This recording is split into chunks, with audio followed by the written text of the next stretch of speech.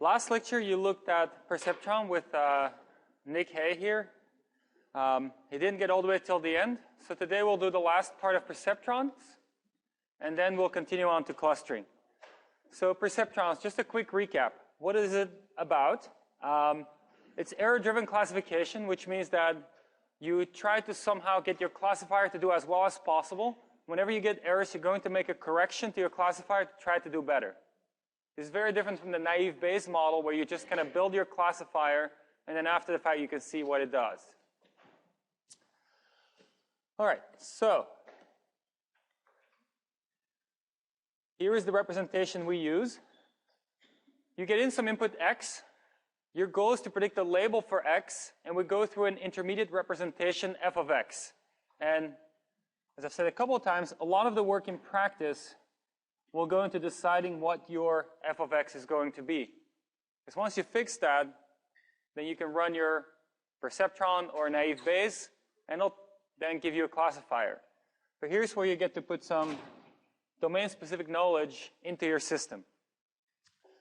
In this case, it was spam, and what we did is we listed all possible words and then counted how often they occurred in this email and then try to classify it as spam versus ham. For digits, something similar, but we would have indicators for each pixel, whether it's black or white. In this case, it's classified as a 2. And the thing we're trying to learn is how to go from this representation here to y. This is what we're learning. In the next, or maybe next lecture, we'll also look at some really recent work people have been doing on how to learn this part. But for now, we assume that you hand engineer that. We assume you think about your problem and come up with a representation that seems right to feed into your classifier. Okay. The motivation for Perceptron originally came from biology, and the idea was that you have these neurons and they have a lot of inputs, one output, and you imagine there is a bunch of signals coming in, there are different connection strengths, and somehow then these signals get amplified or suppressed, and then there's an output based on how much input there was. So mathematically, it would look something like this, where you have a weighting function, and on each input, which for us is a feature, so each input fi, there is a weight that gets multiplied into it, in this case wi, and then based on that you can compute an activation. Our shorthand notation for this summation here is the inner product between w and f of x, and then based on whether it's positive or negative, we'll classify it as the positive class or the negative class. All right. The task for us is then to find the weight vector w that will ideally get as many of the examples correct. Now, if we use a classifier of this type, what you saw is that the format of your decision space is you have a linear decision boundary between the positives and the negatives. And more specifically, what it looks like if you had a weight vector w in some two-dimensional space and a bias feature. In this case, the weight vector would point this direction, orthogonal to this separating line. So whenever you have a weight vector, whatever is most aligned with the weight vector, which means this part of the space here, will be the positive class, the other side will be the negative class. And just because to be positive, you need to point in the same direction, angle within 90 degrees of the weight vector, you have a linear separation between positives and negatives. The reason this is not going through the origin here is because we have a bias feature here. And so really when you look at a graph like this, and we say, oh, it's a two-dimensional problem, keep in mind, actually there are 3 features. There's 2 features, namely free and money, that we explicitly put on the graph. And there is a 3rd feature, which is the bias feature, which always takes on the value 1. And so in this case, the bias has a weight of -3, meaning that by default, if you knew nothing else about your input, your output would be 1 times -3, which is -3, which is negative. So by default, you would have the negative class as your response. But of course, once you see the features, you multiply weights into features, sum everything together, could still become the positive class. So negative class is living over here, positive class is living over there. Any questions about this representation for the binary perceptron? Yes? Okay, how do I know which side is positive, which side is negative? I have to draw the vector. So let's be very explicit about this. My vector is 4. So this is W here. The bias we can't explicitly draw right away, but let me start from scratch. So we have no idea of where the decision boundary is going to be, so we'll center everything. There is free, and there is money. The weight vector says 4 for free, 2 for money. So let's put a scale on this. 1, 1. That's then 2, 3, 4. 2 here. So out here, that's our weight vector W as far as the two features free and money are concerned. If there were no bias, let's say we don't consider the bias feature at all, equivalently, if this entry here, the -3, let's say we replace that for now with a 0, so the bias doesn't contribute, then what we do now is we know that everything that has a positive inner product with a weight vector, so if W times f of x bigger than 0 is the positive class, otherwise the negative class. So just have to look which vectors will have a positive inner product with this one here. That will be all vectors that land in this part of the space. So you draw a line orthogonal to the weight vector, and everything that lies on the side that the weight vector is pointing to will have a positive inner product with the weight vector. That's your positive region. Now what the bias does, if it is not 0, it'll shift that decision boundary. In this case, it's -3, which means that the negative class will have more draw, because by default, you're putting it to the negative class. So this line here will now shift over, and maybe it'll land somewhere over here. And still everything in the direction that the weight vector is pointing to will be the positive class. Everything where the weight vector is not pointing to is the negative class. If you want to know exactly where this line goes, you need to essentially just write down an equation. The equation is, for this line here,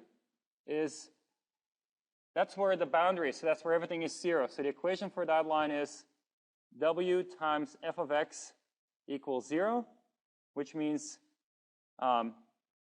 W bias times 1 plus W free times the free feature, x free, let's say, or let's call that x. Let's call this the x-axis, this is the y-axis, plus W money times y equals 0. Or equivalently, we have -3 plus 4x plus 2y equals 0. That's the equation of the line that separates the two classes. Any other questions about the representation for binary perceptron? All right. Then once we know what the representation is, now we need to find the right weight vector that will make the right decisions for us. That's the machine learning part. You somehow figure out automatically from data what the entries of the weight vector are. Yes?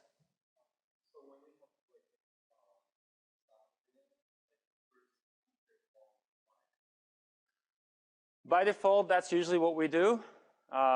If somebody gives you data, they might not give you data in that format. But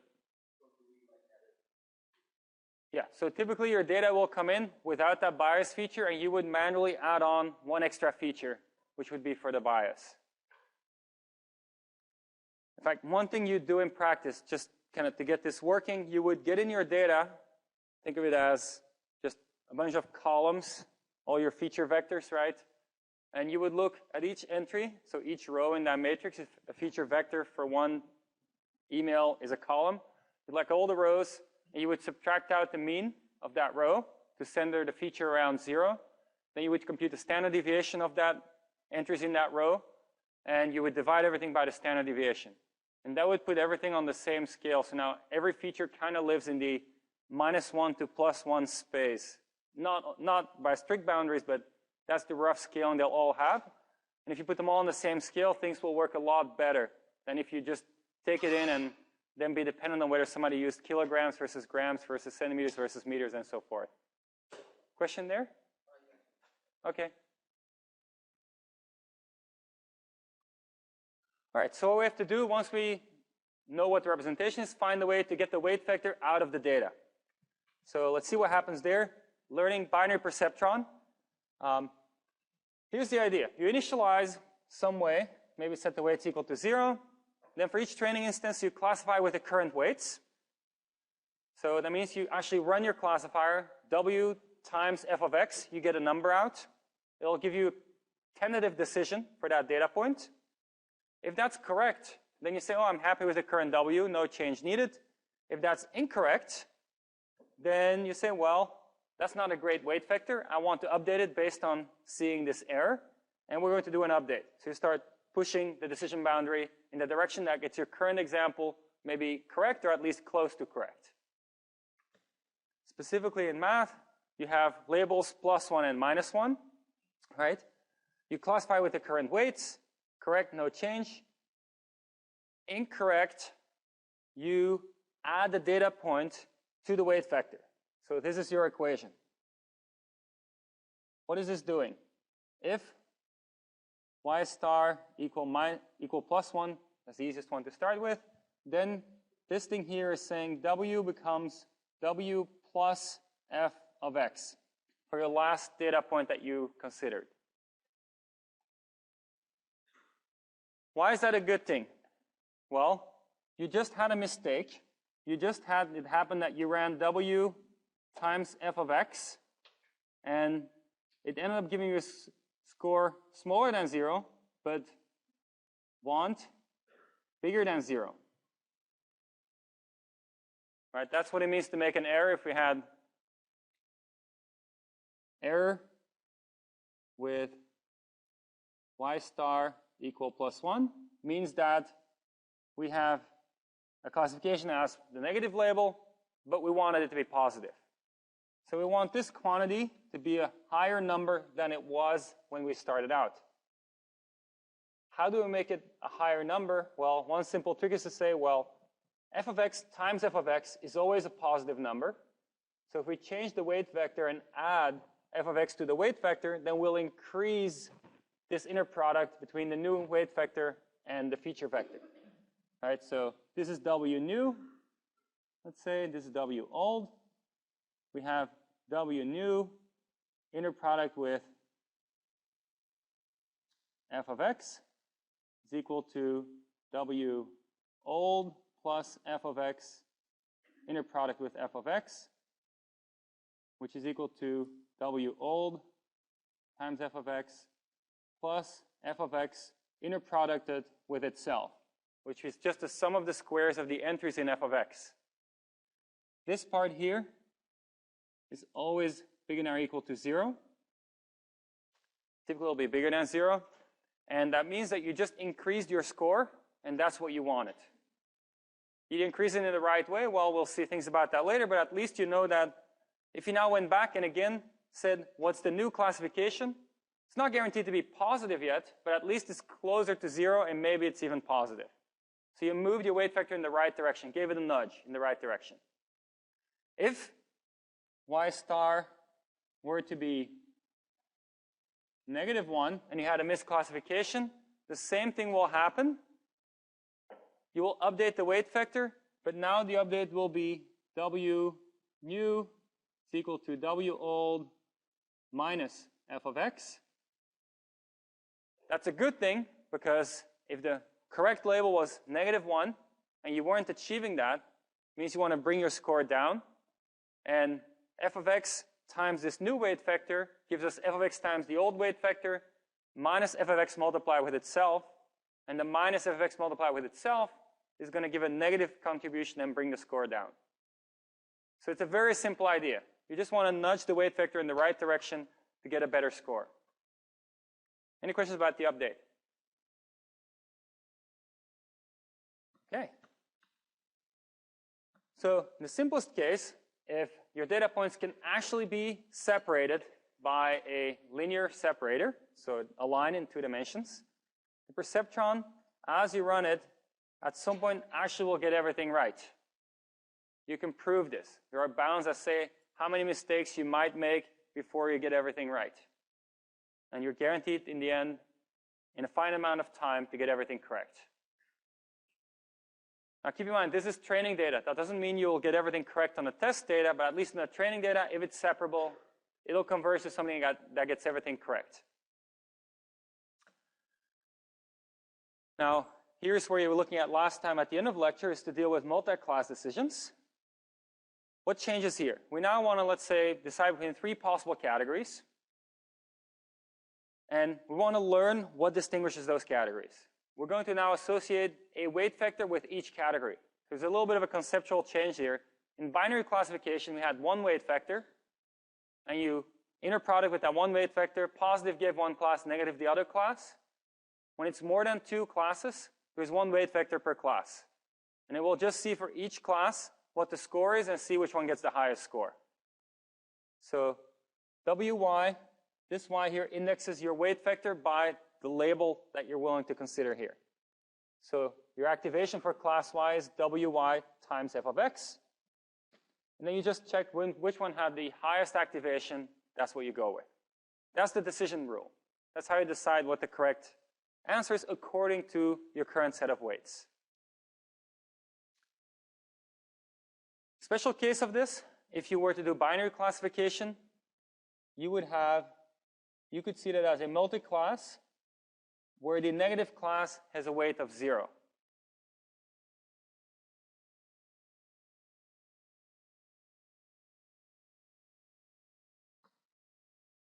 Decision boundaries will look something like this. And note that they will not just be influenced now by the direction in which the weight vector points, which was originally the case. The direction it pointed in decided on the linear decision boundary. Here, what also matters is the strength of the vector. For example, if this one were much longer, then this region here would grow. All right, so how to update now? The intuition is exactly the same as for the binary perceptron. You again, initialize in some way, let's say all 0 weights. You pick up some training example, look at that one first, and you'll iterate over all of them. You predict what the classification would be.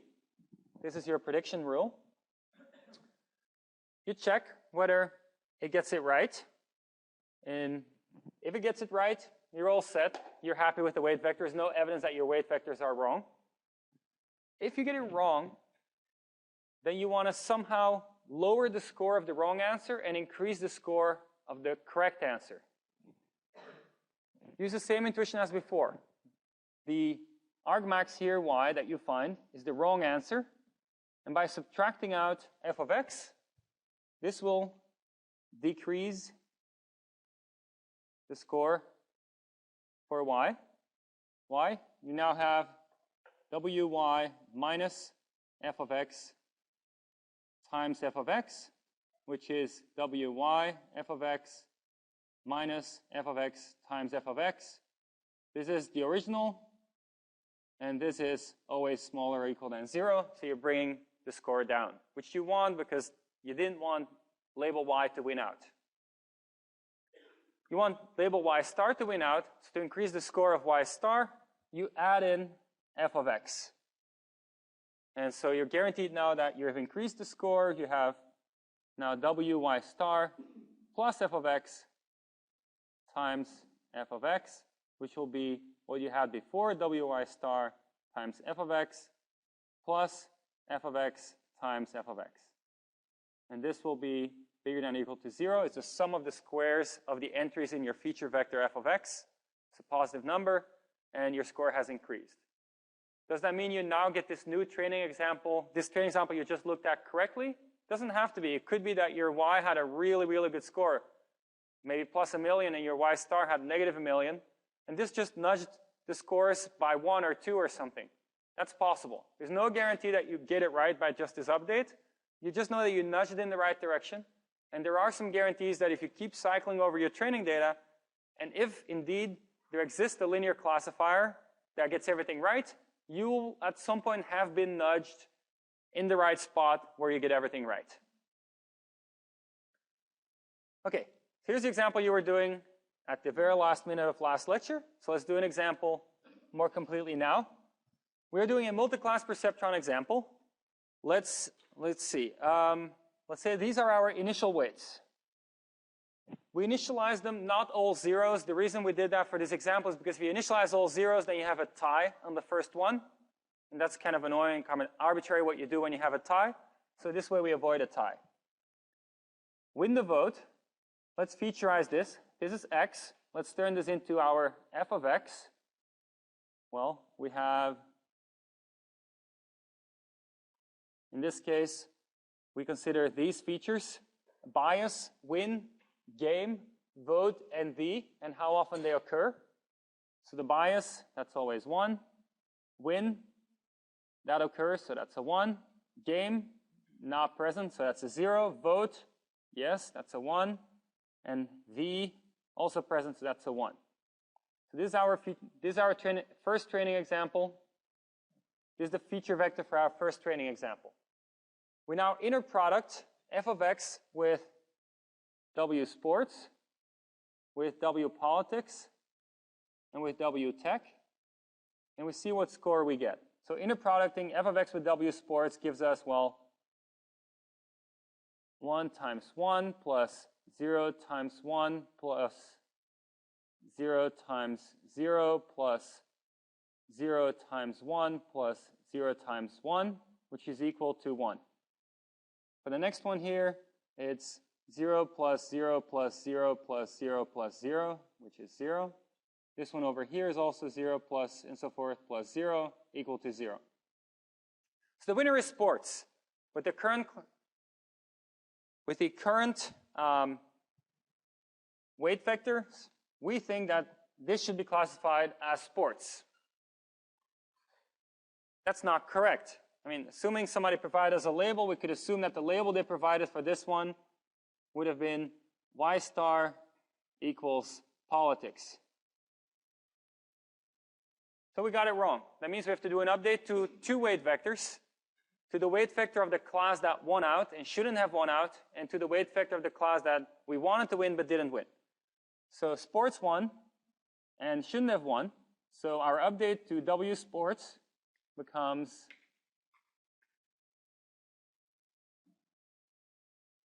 this becomes equal to whatever we had. Then we want to bring the score down, so minus f of x. What does that mean practically? Here's our f of x. Subtracting that out, we get 0 here, minus 1 here. This one stays 0, minus 1, minus 1. Politics was the one we wanted to win, so we want to increase its score. The update rule says that we now need to have whatever we had before, but add in f of x. So adding in f of x gives us 1, 1, 0, 1, 1. This is our new set of weight vectors. We processed our first training example. We'll go to the next one. So next training example is win the election. Compute the feature vector for that one.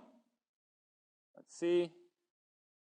First feature is bias, that's always 1. Next one is win, that's in there, so that's a 1. Game is not present, so that's 0. Vote is not present, that's 0. And the is present, so that's a 1. We now inner product f of x, which all 3 of our weight vectors. So we have, again, some inner producting here, times f of x, times f of x, times f of x. The last one will still be 0, because all the entries in the weight vector are 0.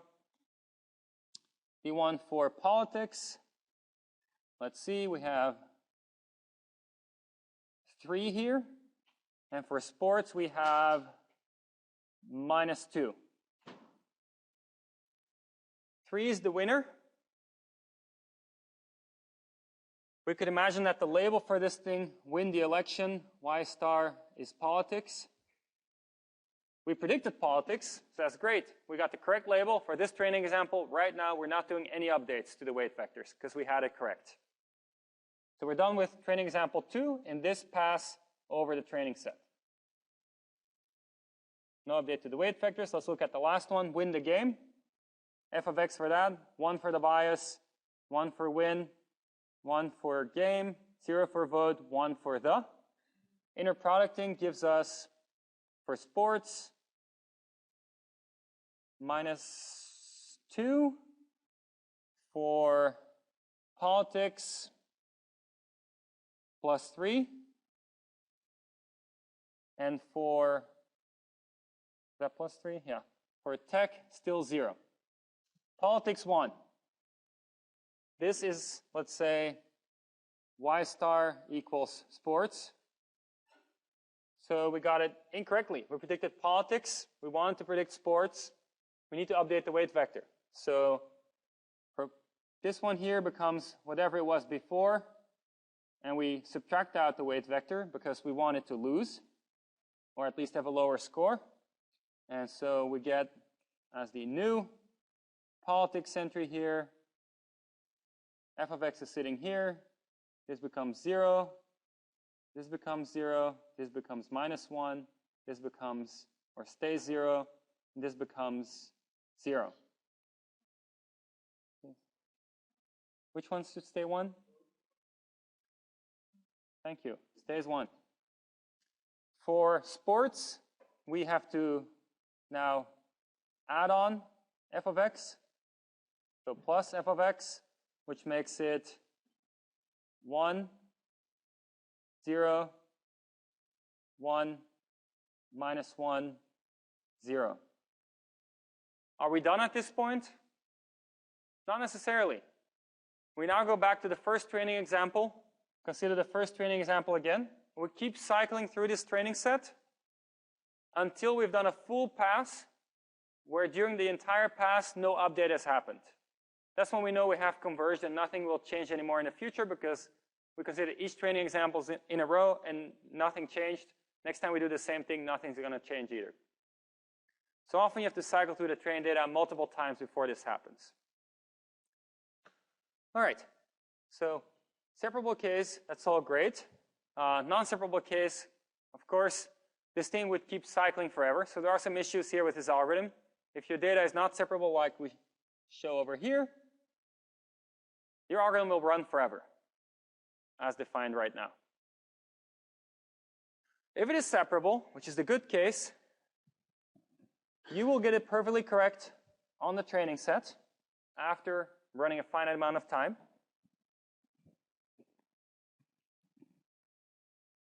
So it will eventually converge. There's a mistake bound.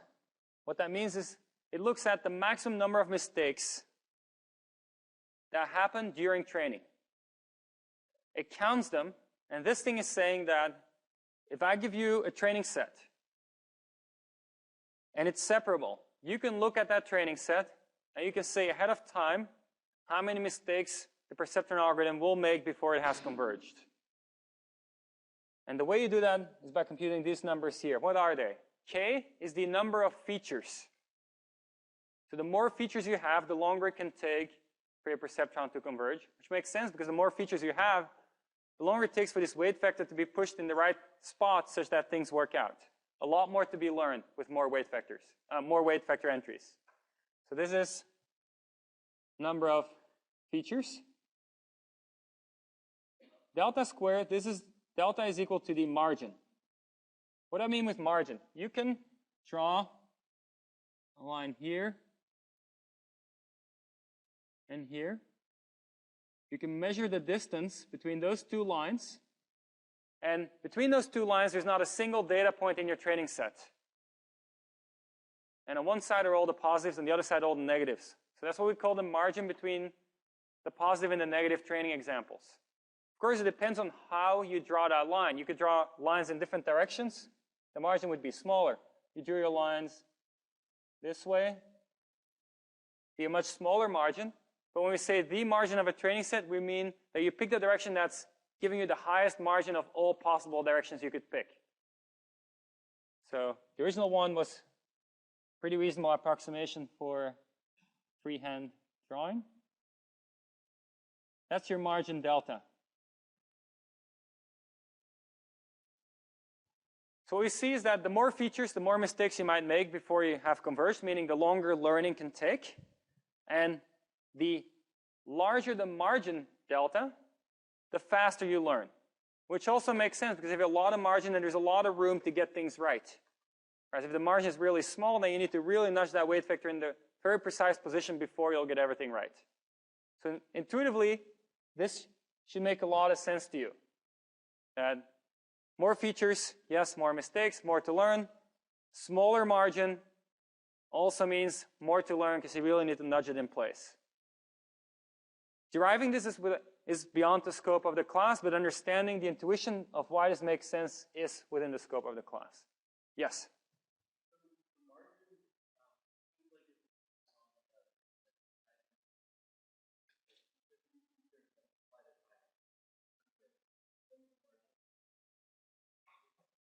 That's a great point.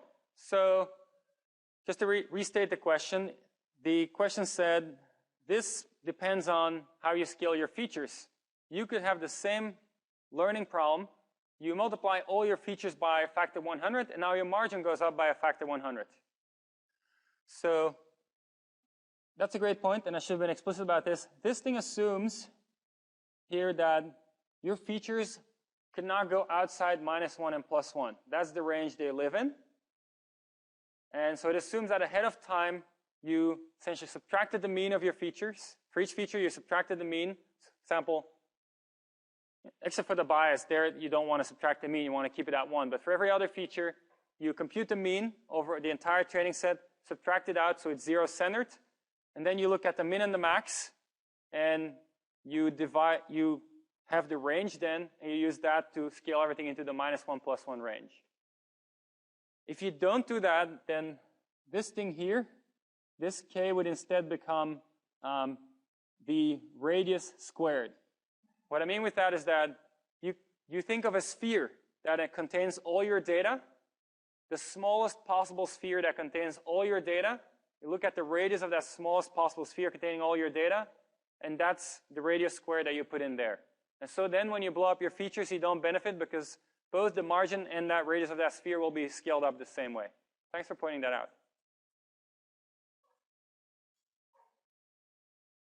Yes? Can we have a curved boundary? Yes, absolutely, but not with the perceptron in the format that we're currently looking at. Next lecture, we're going to see how you can change the perceptron into a kernelized perceptron. And effectively what that means is that you're starting to use curved decision boundaries. So we'll look at that, but we can't do it yet with this machinery. Yes?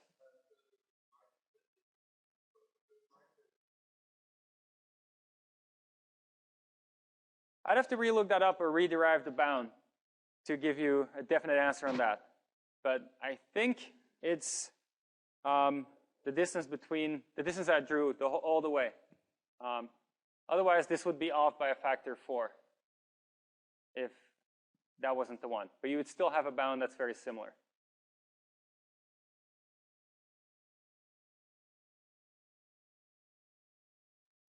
Okay, so we know how to train a perceptron. We've looked at some properties here. Separable case is the good case. Now, one thing to keep in mind, you do practical machine learning, you want to get this thing to work. With more features, yes, more to learn. It'll take more time. But higher chance of making things separable. Because you can imagine you throw in more and more features, you come in a higher and higher dimensional space, you have a better chance of finding a way to slice between the positive and the negative examples. So there's something to be thought about there, about what you want to do.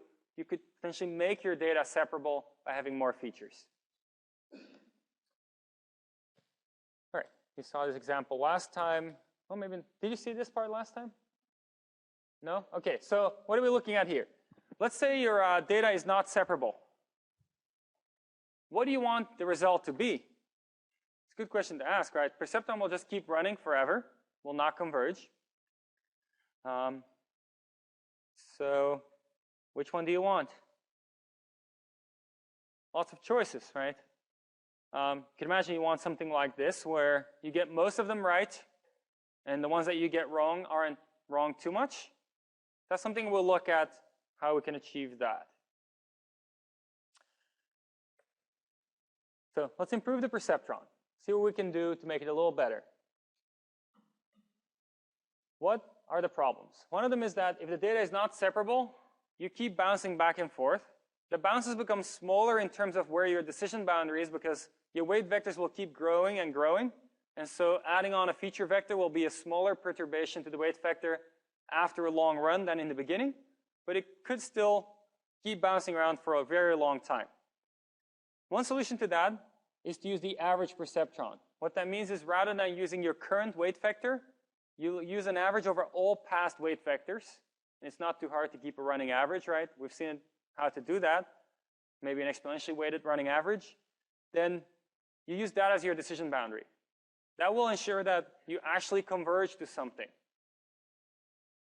You won't converge to something that separates everything. That's not possible with inseparable data, but it will typically be something really meaningful that you're happy with. Another problem is that the perceptron will declare success for separable data whenever it's got the data separated. But that doesn't mean it's found a nice decision boundary. This one here, well, yes, your data is separated, positive, negatives. But it's so close to these positive examples that you could imagine that on the test data, you would do better if you were to use this one here. And keep in mind that test data is really what you want to do well on. Training data is just to help you to, in the future, do well. So how do we find this one and prevent the perceptron from stopping when it finds one like that?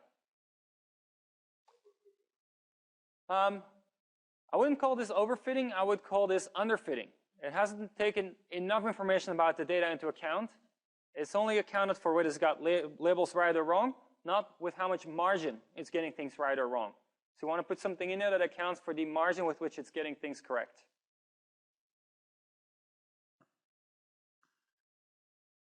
Then there is the issue that Alec just brought up of overtraining. It could be that you train, and at some point you get the training data just perfect or really good performance on the training data. But as you go along in iterations through your data, at some point your holdout performance starts decreasing. And correspondingly, your test data performance typically will start decreasing around the same time. So what's happening here? Well, what's happening is that you reach the point where the main signal has been picked up. The weight vector has picked up on the main signal in your training data, but there are some features that are maybe pure noise or mostly noise, and that have so far really been just canceled out as you ran through your data.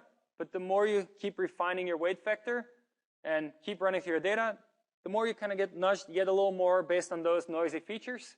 And you pick up on the noise, you get higher entries in the weight vector for noisy features as you keep going. And now we get a new example that comes in the test data.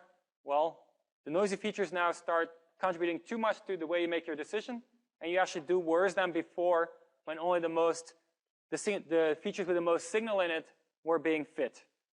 So one way to think of it is just that as you go through your data, think of each of your features as having some kind of signal-to-noise ratio, and the better the signal-to-noise ratio, the quicker your weight vector will converge into the right thing. And the worse the signal-to-noise ratio, or even so bad that noise dominates, it will take longer before you fit to it. And if it's really noise dominating, then after a while you're actually just fitting noise in those entries of the weight vector, and you don't want that to happen. So the solution to this is fairly straightforward. You just have a holdout set, keep track of the performance on the holdout set, and you stop training before you start fitting the noise. One thing we haven't really resolved here is this aspect over here. There's another thing we haven't fully resolved, which is that whenever a training example comes in and we get it wrong, we do this update by f of x, which is kind of arbitrary. We have no guarantee that we get it right afterwards.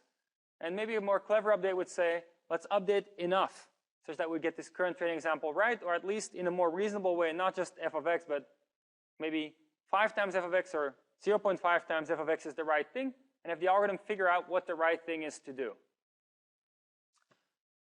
All right, so let's fix it. We'll adjust the weight updates. This is called MIRA, for margin-infused relaxed algorithm. The key differences with general perceptron are it will not just update by an amount f of x, it will scale f of x by something to make the update better. Second thing is it will account for the margin. It will try to get some margin instead of just getting things right.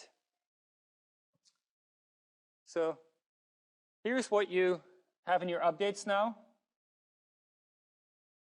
Same as before, your weight vector gets updated by adding f of x and subtracting f of x. But now there's a tau up front here that scales how much you're updating in the plus or negative f of x direction. How do you decide what the right amount is? Well, the way you decide is by trying to get things right. So here in math, what does that mean? We're going to find a new weight vector. And W here is a set of weight vectors. So we're going to find a new set of weight vectors such that this thing here is summing over all y's, so all possible labels.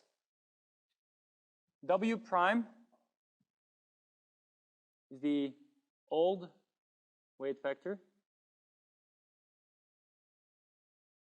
You're going to find a new weight vector. If we just look at this part, it is as close as possible to the old weight vector. Each vector, wy and w prime y, are as close as possible together. You want the difference to be 0, ideally, which means they're the same. But you can't just freely choose your w, your new weight vectors. You have to satisfy a constraint. And this is the constraint you have to satisfy. This constraint is saying that for your current training example, so to be explicit, current training example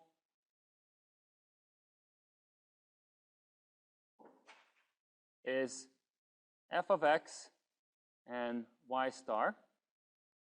F of x the features, y star the correct label for that training example. For your current training example, it has to be true that for the new weight vector, the inner product of wy star with f of x is larger than the inner product of wy with f of x. And this has to be true for all y different from y star. This is saying, and this is by a margin of 1. This is saying that the correct label has to have a score higher than any incorrect label for the current training example by a margin of 1, so not just better, but a margin there, while updating your weight vector as little as you need to satisfy this constraint. This is an optimization problem, right? You have some objective and then some constraints that need to be satisfied. In general, these types of optimization problems can be very complex to solve. You might have to do something where you run a hill climbing search and find the best thing among all the ones that satisfy these constraints. It turns out for this particular optimization problem, we can find a solution in closed form. Again, that's generally not the case when you have optimization problems that you can do them in closed form. But for this one, we can. That's also why people like this one. You pick an optimization problem that's A, meaningful, and B, you can solve it in closed form, then that's convenient for your algorithms. Yes? Say it again? Yes, analytically. So you don't have to run an iterative procedure to find a solution. You can do some algebra and find out what the solution is. So let's do that algebra, or at least sketch out the intuition. We'll assume that the update is going to be of this form. That's an assumption. You can prove that it has to be of that form. You can think about that, and if you want to, think about it for a long time and don't find the answer, you can ask us. But for this lecture, let's skip over why this is true. Let's just assume it's true. The update will be very similar to Perceptron, just rescaled. And if we rewrite this, we have now just one variable tau instead of all the weight vector entries as variables.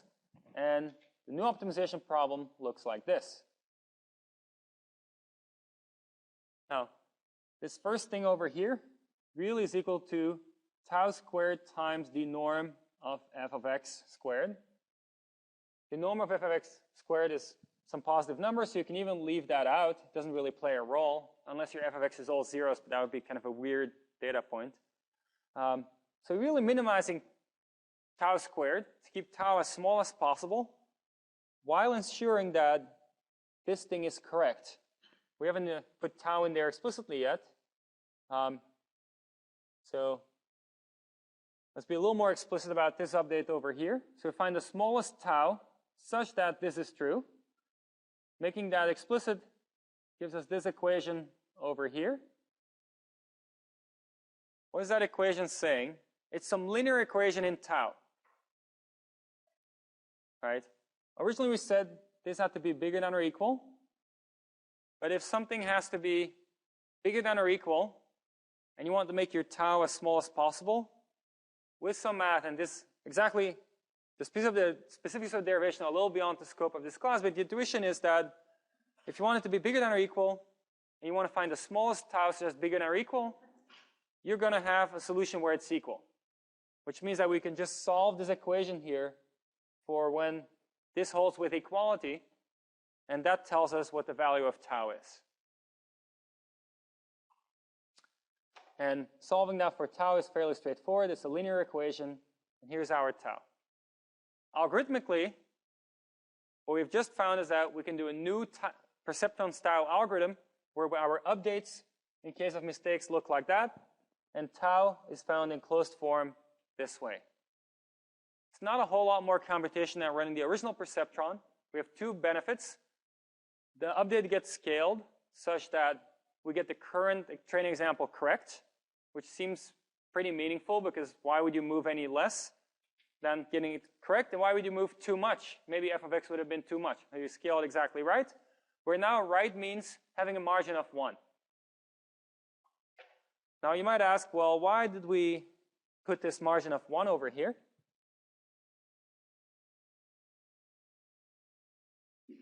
Why do you want 1? Maybe somebody says, I'd rather have 10. Seems safer, margin of 10. Somebody else might say, well, like 100 seems even safer, right? The bottom line is that it actually doesn't really matter what you pick there. In that, if you run this algorithm, whatever margin you pick, as you go along, what will end up happening is that your weight vectors W will just be scaled up. So if somebody picked the margin of 10 and you pick the margin of 1, the weight vector you find at the end, multiply those by 10, and that's what the other person would have found. Just because there's an arbitrary scaling here, there is no real absolute scale to this type of classification problem, and so 1 is just a simple thing to pick.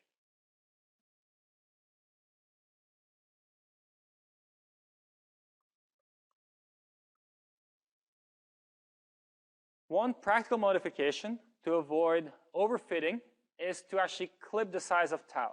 The idea here is that let's say you run your Perceptron. Maybe it's doing really well. Or you run this mirror algorithm with the scaling tau. It's doing really well. You get everything right. Then there's this one training example that somebody labeled wrong. So imagine a scenario that looks like this. Plus, plus, plus, plus, plus, plus. And negatives are all over here. But then there was also an example over here, and the person who was entering the label into the system made this one a negative. Too bad. It's going to happen in practice that some labels just were the wrong label, and your training algorithm will have to be robust to that and not all of a sudden do something really crazy just because somebody got a label wrong. So if you were to use Mira as we looked at so far, once you run into this example here, let's say this was your current decision boundary, you're going to shift that decision boundary to get that -1 correctly. So you're likely going to move it up all the way over there, getting all the pluses incorrect as a consequence, which is a little much to do for that one training example. And so the idea that people use is that you bound by how much one training example can move your boundary. And so C, capital C here, is the maximum. If your tau that comes out of this equation here is larger than capital C, you say, oh, this is probably a mislabeling. Don't know for sure, but it's likely. I don't want to fit to this too much. Even if it's a correct labeling, it's a training example that in the current feature space that I'm working with just doesn't fit the model very well. And so I don't want to pay too much attention to it because it's not really suitable for the model I'm using right now. And so you cap how much you're willing to update based on that example.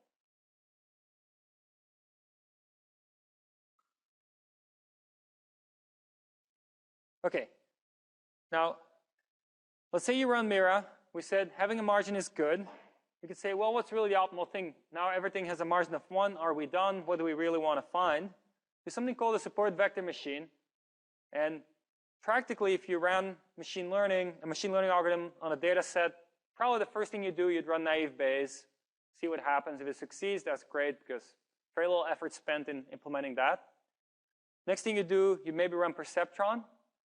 Easy to implement. It scales well to large data sets. Another thing you might want to do is run this thing called a support vector machine. We're not going to look at how you run that. There's a lot of libraries out there that can run that for you. For example, libsvm. You would download libsvm, and it would solve this problem for you. What is this problem? It's essentially the Mira problem, but looking at all data at once. So in Mira, we said for the current training example, let's make sure we get it right by some margin of 1, while changing the weight vector as little as possible. Well, this thing is saying, let's change the weight vectors as little as possible from the original all zeros. But we have constraints, so we can't just keep them all at 0. The constraint is that for all training examples, I here indexes over training examples. Then for all labels y different from y star for that training example, we want the score given by wy star to be higher than the score given by an alternate weight vector wy and by a margin of 1. So this is putting everything we cared about in Mira in one big set of constraints. And we just say, okay, this is the problem we want to solve. Give me the solution. Now there's no closed form. I can't write down for you some kind of weight vector as a function of these features and labels that will be the solution to this. You'll have to run some kind of hill climbing procedure that will find the solution. Practice sometimes Mira can be a reasonable approximation and can get very close to the solution to this problem here.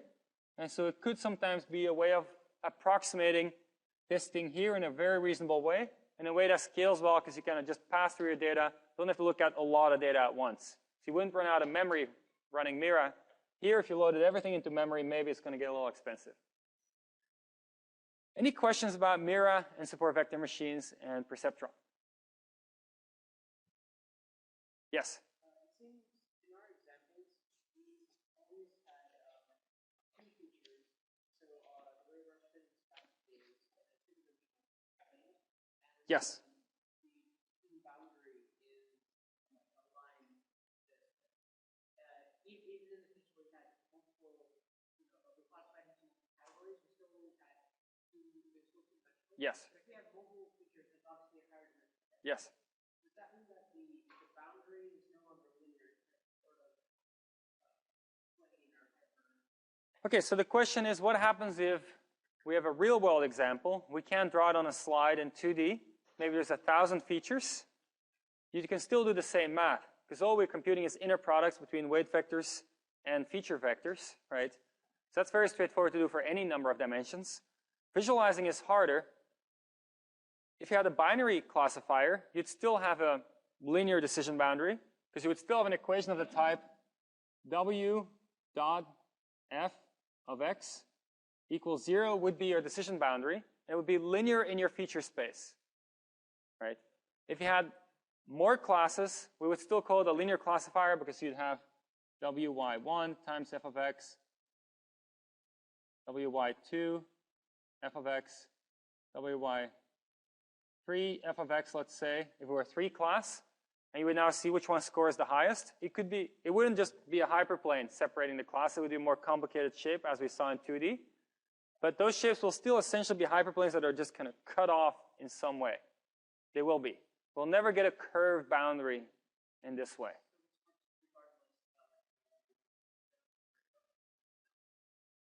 Okay, to contrast a little bit with naive Bayes, right? And what is it in terms of number of features between Perceptron and naive Bayes that makes a difference? Number of features is related to the number of training examples you need to be able to learn a meaningful weight vector. If you have, let's say, k features, maybe you need 5k training examples to learn a reasonable weight vector for a Perceptron. So the number of features you're able to use relates to the amount of training data you have. Now, more features is nice because you're more expressive. You have a better chance of separating the data. But you're also going to need more data to be able to justify it. So if you use, let's say, just 10 training examples and 1 million features, pretty much you're guaranteed you're going to be able to separate those pretty much. And you're not going to have learned anything. There will be very bad generalization to new data.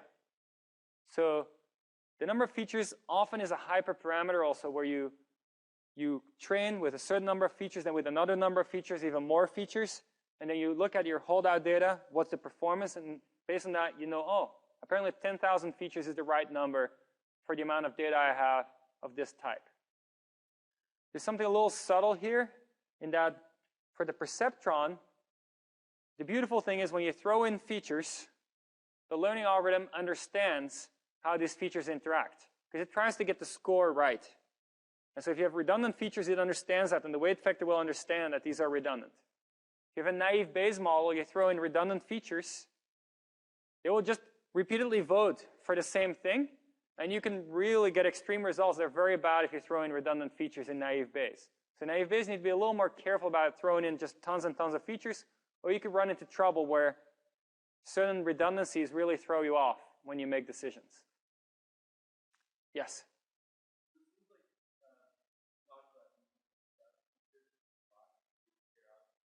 Yes, absolutely.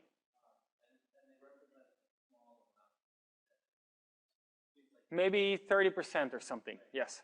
So is it really safe to rely on a small set of data to fit all of the? I mean, that's one of the core questions of machine learning always, right? Are you using your data the right way? Are you overfitting your data? Are you using this holdout data too much? And it's a small amount of data, and you're believing it too much, and it's not going to be representative for your test set anymore. So the key is that you can only tune a small number of parameters based on looking at your holdout data. So typical parameters would be the K in Laplace smoothing. What do you pick? Number of features you're willing to use in Perceptron. How long you're willing to train in Perceptron. So those would be the parameters you're willing to look at. So for Perceptron, that would be two-dimensional space, number of features and how long you train. And that would be okay. Compared to on the training data, if you have, let's say, 10,000 features, you're learning 10,000 numbers. You're learning a lot more on the training data, right? But it's really important that, yeah, you can fall in a little trap where you say, oh, I know how to do really well on my holdout data. I'm just going to completely train on my holdout data. I'll do better than training on the training data on my holdout data, for sure, right? And then you can't really hope you'll do well on the test data, because now you overtrained on your holdout data if you did that. Now in practice, just a little practical thing. If you were to train on your training data for different parameter settings, you look at your holdout data, you find the best parameter setting, you would then say, this is my best parameter setting. Maybe 10,000 features is the best setting. You would go back, potentially, and you could potentially put more data in your training data and retrain to fine-tune your parameters a little more. So you could kind of fix the 10,000 and then say, now for 10,000, I'm not going to change that anymore. So now I need less holdout data to verify how long I'm going to be training, because I already used it. Sometimes I've made already one decision, and so there's a little bit of play that you have there in exactly what you do when you determine these parameters. Yes?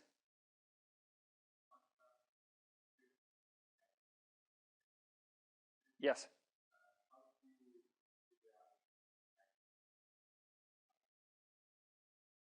There are a lot of mechanisms to decide which feature to sacrifice. So the simplest mechanism would be you start with 0 features.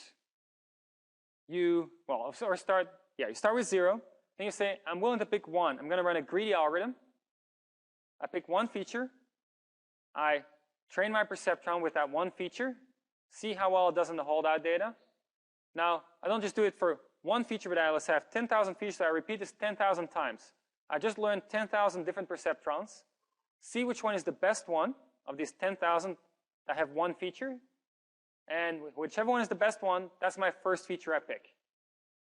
After that, I now augment it with a second feature. I have 9,999 options of ways of augmenting it to 2 features. I train 99999 times, evaluate on the holdout data, see which second feature was the best. Now I have 2 features. I keep growing that way. That's one way to go. The alternative is to start with all 10,000, remove one at a time, and see which one you remove gives you the least loss in performance, and so you keep removing things as you go along. You'll still need some holdout data to also evaluate where you would stop in this process. But yeah. So you'd have 2 holdouts in some sense.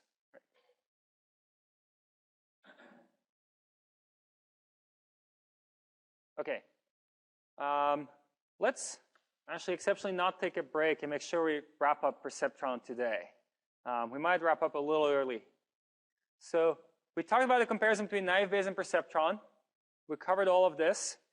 Let's move on to 2 applications of the Perceptron. First one is web search. So what's the task here? Somebody types something into your search engine, Apple computers. There are many, many web pages out there. Your task is to return the web page that they would prefer to get returned when they type in Apple computers. Okay, what that means is, in our framework of perceptrons, is that there are many classes. If there's a billion web pages, there are a billion classes. And you are going to classify, give a score for each of these web pages, and see which one comes out with the highest score. Whichever one comes out with the highest score is the one that you're going to return. So you'll do a wy times f of x and see what happens, right? Which one has the highest score? It's a ranking problem. And we're going to change the feature space just a little bit. The features we compute now don't just depend on x, but also on y. It'll become clear why we do this. So what do we have here? This is maybe page rank based on link analysis. This is number of times Apple occurs on the page. This is number of times computer appears on the page, and this is the number of times Apple and computer appear in sequence on this page. There could be more features, of course. Could be how often does a page with link to this page with the word Apple on the link? How often does a page link to this page with the word computer on this link, and so forth? You can imagine there's lots of features like that. For every page, you can compute a feature vector specific to that page. For the Apple computer page on Wikipedia here, this one is a higher page rank, I guess. Then the word Apple appears 4 times here, computer twice, and Apple computer together once.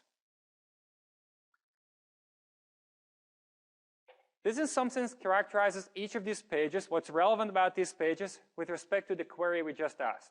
Now what we don't know is, how do we score based on that? We can imagine that you say, well, there's a lot of features. The higher these numbers, the better. And I now need to find a set of weights so that if I take the weighted sum of these entries, the one that scores the most is the correct page.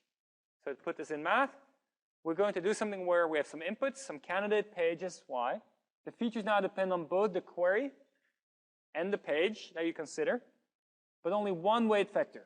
So there's not a weight vector for every page, just one weight vector. The prediction is this thing. You look at this thing over here, that one weight vector times f of xy. What's encoded in that one weight vector? It's saying how important is the page rank relative to the occurrence count of the first word in the query, relative to the occurrence count of the second word in the query, relative to the occurrence count of first and second word combined in the query, and if there's more features, there's more weights as you go on. You make a prediction.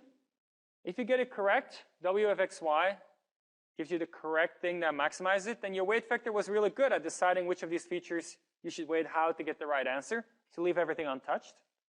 If you get it wrong, you do this update over here. What is this saying? I had the correct page, y star. The score was too low for y star, so we plus f of xy star. And the score of y, which came out as the winner, but shouldn't have been the winner, we want to lower. So minus f of xy. Now for this new weight vector, the scores would be closer to the scores we desire. This is exactly the perceptron idea. Nothing different, just in a ranking-based setting rather than the classification-based setting. Any questions about this? All right, so this is essentially how ranking of web pages works. Of course, you have to be clever about the features you pick, otherwise it's not going to work. Apprenticeship. All right, so what is this all about? We're going to see a new application of classification that if you had seen it earlier, maybe you would have submitted a different Pacman agent into your project 2. You could use this potentially for your final contest project entry, which we'll release the final contest in the nearest future. What is the idea in apprenticeship learning? The idea is that you have a computer, and the computer is your apprentice. You have a mini Pac-Man and a big Pac-Man. The big Pac-Man shows how it's done, which is you maybe playing the game, and mini Pac-Man is sitting in the computer and is just paying attention and trying to learn for each situation what action you would take. So this is very different from reinforcement learning. Remember, reinforcement learning and solving MDPs, you try to find the action that maximizes the expected sum of rewards. You think ahead about what might happen. In apprenticeship learning, you don't look ahead. You just say, I saw somebody take actions in certain situations. That's a classification. I'm going from a situation, which is an input X. In this case, it would be the state S. And I somehow make that into a feature vector, and then I need to classify that feature vector into north, east, south, or west, my 4 classes. Pure classification, 4-class classification. Maybe 5 if you can do the weight action. It's a lot like how we encoded Q states, the value for a Q state, right? There we had W times f of SA as the value of the Q state. It meant something there. Here it's not going to mean anything. All that we want is that the right action has the highest score. It's a very different way of learning the weights, not by playing on your own, but by watching somebody else play. So let's look at this in action, right? You're really running just multi-class Perceptron here. Nothing is different from multi-class Perceptron. It's exactly multi-class Perceptron in this context. So let's see if we can make this play.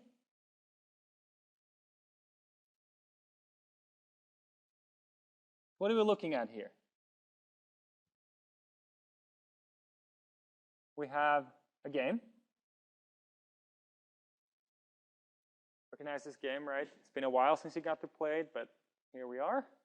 The first thing you're going to see is the expert Pac-Man playing. And expert Pac-Man will play twice. I use the alpha-beta algorithm with a reasonably clever evaluation function. And while it's playing, every move it makes is providing a training example to baby Pac-Man who's watching this. And baby Pac-Man runs a Perceptron and keeps updating its weight vector. And as this goes along, every step, whenever the current weight vector that baby Pac-Man has stored would have taken a different action, the weight vector gets updated. Okay, first example. One run might not be enough to really teach what the game is about, so here's another run. So the evaluation function here that's used for the expert Pac-Man is one that doesn't know about power pellets clearly, it even tries to avoid them. So it's a medium okay evaluation function. Now, what we see here at the bottom is a set of weights. So there were features, how close you are to food. That has gotten a weight of 0.29. How close you are to a scared ghost has a weight of 0. There were never any scared ghosts, so that feature was never active, so it didn't learn anything for that feature. Just remained 0, right? Then close to ghost is a feature, and now got a negative weight. Clearly, you want that to be a bad thing if you want to mimic the demonstrator. Then the score you have in the game has a weight of 0.09, and then closest to pellet has some score that goes out of the screen here. Now, let's see what happens. Running the decision, every decision is made by computing W north times f of s, W south times f of s, W east times f of s, and W west times f of s, and seeing which one scores the highest using this weight vector shown over here. All right. So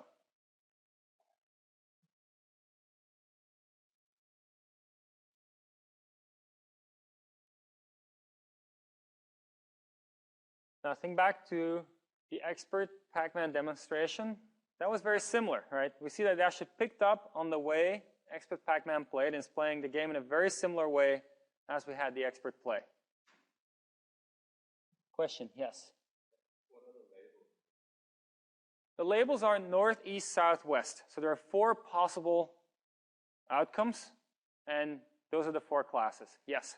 But sort of to clarify, while you're running the expert Pac-Man, the apprentice one saying, oh, I think this is west, but the expert actually goes east, I'm not saying my features. Exactly. So every move expert Pac-Man makes, it will be a state. The learner, the apprentice, will look at that state, compute f of s, which is a feature vector. We'll compute w north times f of s, w south times f of s, w east times f of s, w west times f of s, see which one is the highest, then check if the one that has the highest score matches the action taken. If so, weight vectors stay the same. If not so, then the one that won and shouldn't have won gets subtracted out f of s, and the one that should have won but didn't win gets added in f of s. So exactly like we do in the multi-class Perceptron. I mean, you can imagine running Mirat just as well. It'd be a good thing to do just as well. So now, what we'll show in the next video here, or the continuation of this video, is that it really learns how you are demonstrating. So let's look at a different expert player. This new expert player, as you'll see, has a different evaluation function, which it runs alpha, beta, and so forth, and it does something different. It actually likes to eat the power pellets. It likes to eat the ghosts. You could argue this is a better player, right? So first demonstration. Again, every time step, the apprentice will run potentially an update to the weight vectors whenever it wouldn't have agreed on the action. So in practice, you would keep demonstrating until you go through a bunch of runs where no updates happen anymore, and you know things have converged, right? This is the expert. So we have 2 demonstrations from the expert. Now, let's look at the weights. Now, close to scared ghost now has a positive weight, so it likes to be close to a scared ghost. So that will make it want to eat a power pellet, because that could generate a scared ghost, and so that's a good thing now, right? Close to ghost in general is still negative, and so forth. So with this new weight vector, which is different from the one we had before, we'll look at the apprentice baby Pac-Man play, just running classification at every time step, knowing nothing about search, knowing nothing about alpha beta pruning, knowing nothing about reinforcement learning, just knowing Perceptron classification. That's all it knows about. Here we go.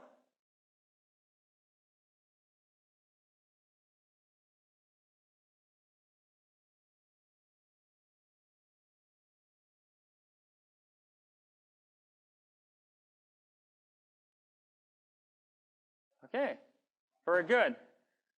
So what you see here is that the better your expert, the better the thing you learn will be. And here's an example to the contrary. Let's say if you have a pretty dumb expert.